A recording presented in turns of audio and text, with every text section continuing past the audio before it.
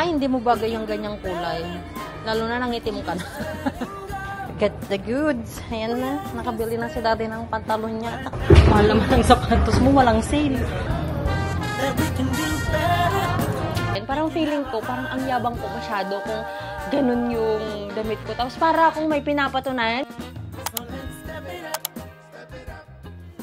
Hey everyone! Welcome back to another day in the life of immigrant family here. And today po ay papunta kaming Dawsonville. We are still 19 minutes away. Kasi nagtawag ang Among Us family na mag-outlet daw sila. Actually, it's really planned for us to go out. Pero mag-grocery lang sana. Pero habang nagbibihis ako, nag-message sila sa group chat namin na pupunta daw silang outlet. And then mag-Asian store daw sila after. So, sama na lang din kami sa kanila dahil kami po ay madali lang namang itagad. Itagad? Anong tawag doon dati? Yung mga pag tinawag mo, pupunta agad. Hindi kami magsha-shopping sa outlet. Titingnan lang namin kung ano yung mga benta doon. Para next time, kapag may budget na kami for outlet, at least, alam namin kung saan kami pupunta. Kasi, or kung may Levi's doon, bibili na tayo ng pantalon ni daddy. Kasi hindi na nagkakasya yung mga pantalon ni daddy. Nag-gain talaga kami ng weight dito. Magto 2 months pa lang tayo na daddy, no? Magto 2 months pa lang kami, pero grabe na yung weight gain namin talaga, as in. Ako yung mga shorts ko, hindi na nagkakasya. That's why I like wearing my dresses all the time na, pero wala eh. So, pupunta kami doon, and then after that, we will go to the Asian store para bibili na lang din ng ibang food. Kasi I already list down yung mga bibilhin talaga namin ngayon. And konti lang yung bibilhin namin kasi sabi ni daddy yung pang 1 week lang muna namin and sira yung ref namin. Ayokong bumili ng mga pagkain na kailangang i-ref. Yung freezer namin gumagana but the fridge is not working. So, ayokong bumili ngayon ng madami. So, pang 1 week muna. Kung ano yung mga nasa pantry namin at freezer namin, yun yung mga lulutuin ko. But I will buy a little bit of gulay para naman may kasama yung mga karne namin. Alam mo yun, pag karne na lang ng karne, nakakagrampi talaga. Iba talaga yung feeling ko. So, yan, samahan nyo kami today, guys.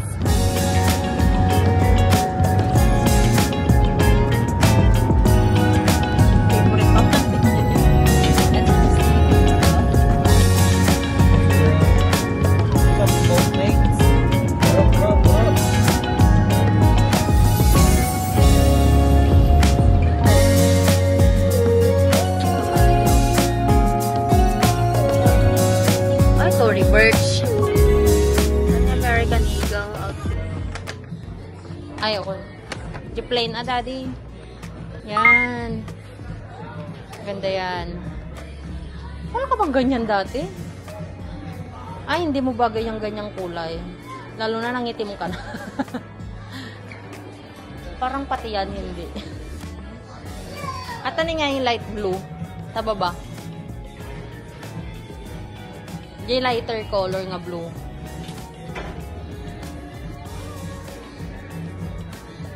Get the goods. Ayan na. Nakabili na si daddy ng pantalon niya. At nakabili din ako ng shorts and t-shirt.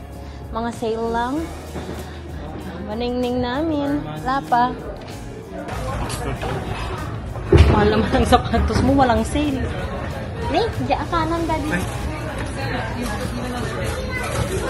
Dapat mo may adjust pa sana siya. 7 na tayo.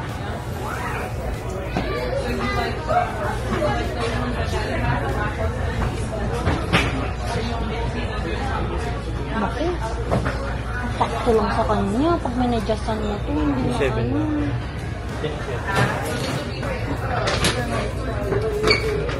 Hirap mo namang hanapan ng size, anak.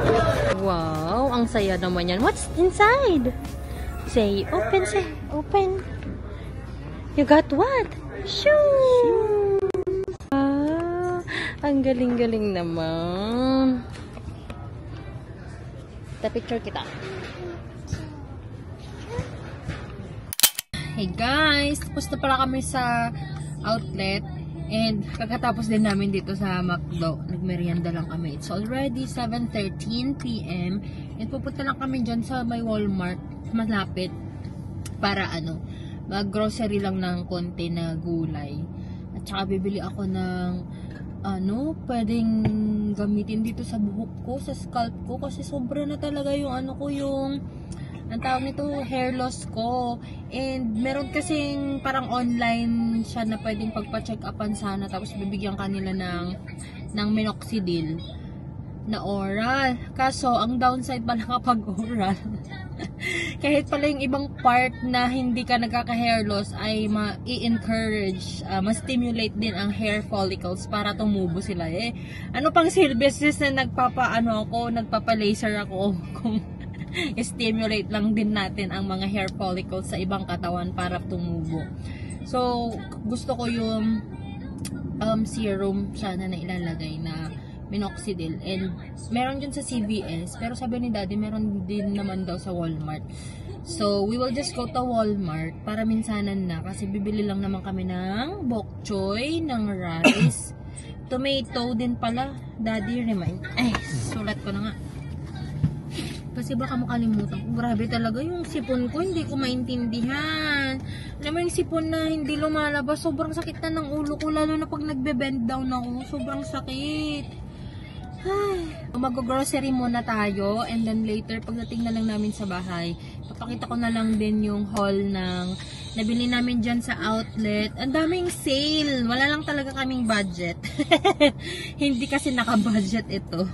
Kasi hindi rin lang kami nagkita-kita nila ate siya na nasa isang kami, outdoor kasi siya guys, outdoor mall kasi siya. Alam mo yung hindi siya mall parang sa atin, parang same din sa outlet sa Nebraska na every store, nasa isang lugar lang sila, pero every store kailangan mong lumabas to go to another store. So yun nga kasi, yun.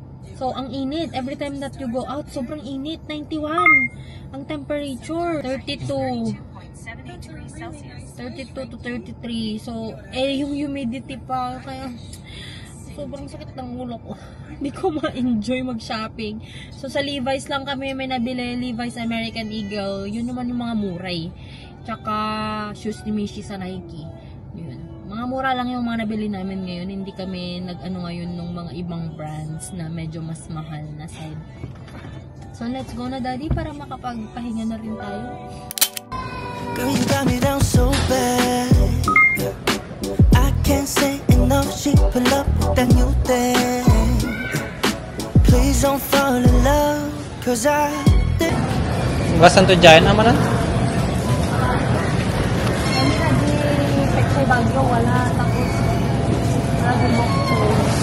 bagas na tayo dyan ako? Public? Crush on you, I just wanna be your only crush, crush, crush on. Ngip? Nandagan mo ito. Ha? Kasi mo napandagan ito. Nakita ko naman.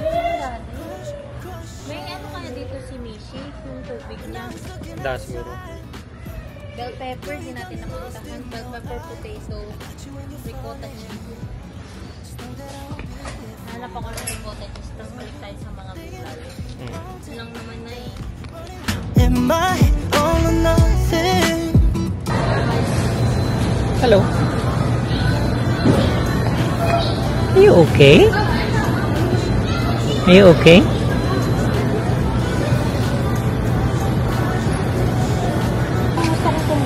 Ng cucumber, lalagay ko rin sa kahit pala wala na tayong bok choy. Kaya? Meron pa pa rin spinach. Kaya? Pwede naman sa sinigang gabaw. Repolyo na lang para sa nilagang baka. Sige.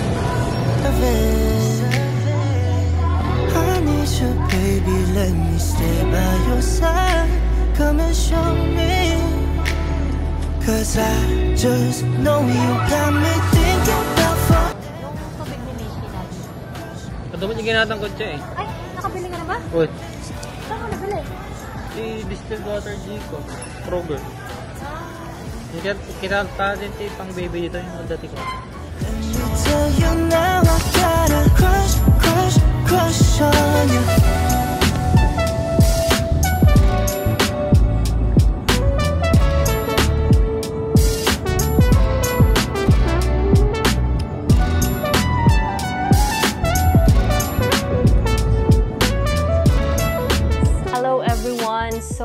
we just woke up. We just woke up.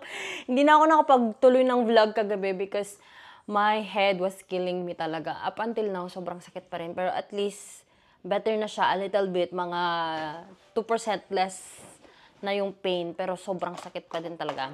Anyway, I'm just gonna show you what we got from the outlet yesterday. Kung gusto nyo makita yung kung ano yung mga grocery namin, wala na yata kung kailangan ipakita pa kasi nakita nyo na siya sa vlog from yesterday, I believe. Konting-kunti lang talaga guys yung binili namin. Kung ano lang yung nakita nyo sa mga clip, yun lang yun talaga. Kasi yung mga pandagdag lang namin para sa mga lulutuin ko for this week. Kasi for this week lang yung binili namin. Anyway, let's go ahead sa mga nabili namin from the outlet na mura lang. First one here is from Levi's. We always go to Levi's basta may outlet kasi mura talaga yung mga ano nila doon, yung kapag nag-sale sila. So, sale ang mga binili namin. So, si Daddy, dahil nga nag-gain kami ng weight na dito guys, ay bumili na si Daddy ng extra pants niya. He got the chino. Ito yung lagi niya binibili. Yung chino na slim taper. Ata, ganun. Parang hindi nga chino ito. Pero yun, ito yung binili niya. Pantalon na bigger na ng 2 size. Nag-up na siya ng 2 size. Tapos ito naman, para siyang... hindi pala to chino tong isa. Daddy, hindi chino. Maong tong binili mo, Daddy. Hindi siya chino. Hindi pala to chino. 512 pala to. 512 ba tawag dito? So, yung original price nito is 69.50. Pero kapag bumili ka kasi ng dalawang pantalon, 49 na lang each. Parang $50 na lang. So, less siya ng $20 each. So, bumili siya ng dalawa. Ito yung chino niya na para siyang, hindi siya maong, hindi rin siya, ano bang tawag dito? Ito yung parang pang-desente ba? Yung parang pang-simba, yung parang parang slacks siya. Yung tela niya. Ayan. Pero Levi's pa rin naman. Kasi diba Levi's known for their maong. And then what I got is just the same as what I got from Levi's last year. Yung tigna $9 na lang na shorts ko. Ito naman, nabili ko siya ng parang $13. Naka-sale pa rin siya. Original price was $34. Ito lang yung mga binili ko kasi ito yung sale lang talaga. Gusto ko pa sana ng ibang short pero wala na eh. Tapos kumuha ko ng mas malaking size para comfortable. Pwedeng lagyan ng belt, ganyan. Kasi sobrang lambot ng tela nito. This is the mid-rise na slim through the hip and the thigh na utility shorts. So, ganyan. So, kapag mag-grocery lang, naka-shorts ng ganito. And then, kumuha din ako ng t-shirt nila kasi naka-sale din. Original price is $24.50 each. Pero kapag kukuha ka ng dalawa, yung isa ay magiging 75% off na siya. So, parang ang presyo nilang dalawa ay tig 15 na lang. So, got a shirt. Ayan. Wala kasi akong palang masyadong t-shirt. Yung mga t-shirt ko, puro plain white na galing Costco. Tapos, nangingitim na sila. So, kumuha lang akong t-shirt. Para may t-shirt naman ako pang labas, hindi yung puro pang bahay. So, that's why usually, kapag lumalabas kami, lagi akong nakadress. Easier din naman kasi you don't need to think na ng mga ipa-pair mo. Pero medyo hassle ngayon ang mag-dress. Minsan, medyo hassle, lalo na kung nagmamaktol si Mishi, tapos si Daddy, nasa kanya yung mga grocery, tapos nasa akin si Mishi, parang hindi ako makakilos ng maayos. We went to American Eagle ba to? Yeah, American Eagle. Bumili din kami doon ng mga naka-sale. Bumili din siya ng bigger size ng polo niya kasi... Pero ngayon ka lang nagpolo, no? Lagi t-shirt tsaka hoodie, Daddy, no? Ngayon ka lang ulit magpopolo. Ayan, American Eagle. Magkano lang to? Mura lang to eh, nakita ko. $19, $20. Yung polo, $20. So, dalawa yung binili niya. White tsaka blue. So, ito naman yung white. Ayan. Gusto lang namin yung, ako personally, gusto ko lang yung maliliit lang yung logo. Kung may logo man. Pero kung walang logo, mas okay pa sana. So yun, ayoko nang bumibili ng mga Levi's, Nike. Ayoko talaga ng ganun. Parang lagi kong naaalala si Jose. Kapag nanonood ka, alam niyo yung Aldab dati, di ba ganun si Jose? Ito lang, personal ko lang naman to na ano ko. Kung yun yung bet nyo, I care naman. Pero sa akin, parang feeling ko, parang ang yabang ko masyado kung ganun yung damit ko. Tapos para akong may pinapatunayan, bakit ba ko ba kailangan magdamit ng ganun na may malalaking logo? Bakit? Kaya kanino ba ako may pinapatunayan? So, ano lang ako, gusto ko yung low-key lang na logo. Ayoko talaga yung mga loud. Kung wala ngang logo, mas okay pa sa akin eh. Yan. Ito naman kay daddy naman is ito, yung mga naka-sale din sa front nila na tig $11.99. Actually, bumili rin ako dati ng ganito ko na damit sa American Eagle. Pero meron pa naman kasi. So, hindi na ako bumili ulit doon. Tsaka kumuha na kasi ako sa Levi's. So, tama na. And then, bumili pala ako ng shirt ko doon. Ito, tig na $9 ata to. Itong binili ko naman, wait nga, check ko nga. Yeah, ito naman yung parang waffle shirt nila, pero hindi waffle. Gusto ko sana yung black and white na parang stripe, parang old money vibe, parang ganun. Pero wala na kasi silang size ko, so I got here white na lang. Kasi ayoko naman yung red, ayoko naman yung ano, so white na lang, para at least kahit saan, pwede siya. Original price is $19.95. Ang price na lang niya is $9.99. And then, I got here another short. Kasi nga, ang kasya na lang sa akin na short ko ay 3. Tapos yung isa pa doon, medyo mahirap pa. So, yung Levi's ko na lang, tsaka yung binili ko sa Shein na 2, yun na lang yung kasya sa akin. Tapos yung suot ko pa kahapon, medyo masikip na din. So, ayoko na kasi, diba, nag-gain nga ako ng weight. Masabi niyo siguro, ba't ka pa bibili? Pwede namang magpapayat ka. I know na dapat ganun yung gawin ko.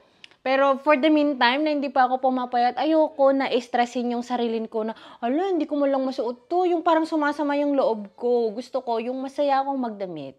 Masaya akong lumabas. Comfortable ako, hindi naiipit yung tiyan ko. Hindi ako, yung feeling ko, pag hindi ko feeling pangit na pangit ako sa sarili ko naman pag mananalamin ako. And then I got here another shorts from American Eagle. Original price was $39.95. Naka-sale na lang siya ng $14, parang $15 na lang siya. So, yun, yung kinuha ko. Tapos, ito pala yung front niya. May pocket siya. So, para siyang linen na may lining. So, ganda. Presko. Lalo na the weather here, kailangan talaga ma-presko yung damit. So, yun lang naman yung binili namin. At ang dami namin gawain. Lahat kami may magko-computer today. Si Daddy, nag-answer siya sa mga education niya. I'm gonna edit. And Mishi, nandito siya, nanonood pa rin siya ng Wiggles niya. Habang nagme-merienda. Sarap ng buhay! Meron pa pala kaming nabili. Pumunta pala kaming Nike. And we bought shoes for Mishi. Kasi wala na siyang sapatos, guys, na panglabas niya. Puro siya sandals ngayon. And medyo mahirap kapag nasa playground siya, wala siyang grip, hindi nagbe-bend, ganyan. So, mas maganda yung ganito. Tapos, namili talaga kami na parang mabibend siya, tapos parang siyang may grip. Tapos, mesh lang siya dito para ma-presko, ganun. Kahit na mahal siya. Pero, nakakuha naman kami ng 15% off dito. Kaya, ang binayaran lang nila Daddy ay parang 20-something. Mahal pa din. Pero, ganun naman kasi yung presyuhan na. 30-something kasi to. So, yun. Tapos, may isa pa siyang sneakers kasi dito, yung bigay nila mama ko. Kaso, kasi hindi siya nagbe-bend. So, para siyang McDonald's pag naglalakad siya. Tapos, hindi niya yung magamit sa playground kasi nga, sa playground, kailangan ganun siya. So, parang yung mga Nike din na mga Air Force, mga ganun, na hindi mo parang mabend, ganun. Kaya kahapon, nung wala na siyang size dito, ayaw naming bilhin yung parang mga Air Force or yung parang mga dating shoes niya. Kasi nga walking na siya, gusto namin yung talagang nagbe-bend na, yung talagang masusulit niya. Ayan. So, cute naman.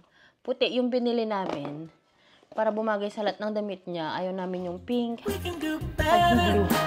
We can be setting go. We understand. Right down to the soul. That we can do better. We can have a heart.